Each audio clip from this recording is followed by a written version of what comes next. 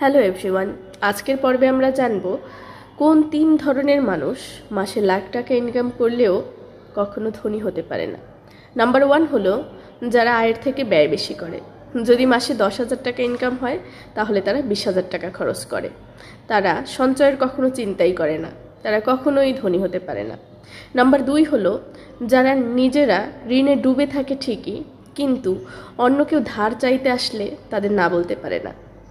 নিজের ঋণের টাকা তো পরিশোধ হয়ই না, এবং নিজের পকেটে টাকা না থাকলে তারা আবার অন্য কারো কাছ থেকে ধার করে এনে তারাই ধার দেয়।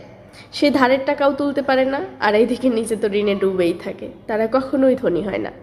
নাম্বার 3 হলো যারা যে সে সবার দায়িত্ব নেয় কিন্তু নিজের দায়িত্বের কথাই ভুলে যায়। যেমন ধরুন, তাদের নিজের ড্রেস আপ, নিজের সব কিছু এভরিথিং তারা পূরণ করে না। তারা কার কিসে ভালো হয়, কার কি লাগবে সব খোঁজ খবর করে একদম পুনো সবার চাহিদা মেটায়, কিন্তু নিজের চাহিদা মেটানোর কথা ভুলে যায়।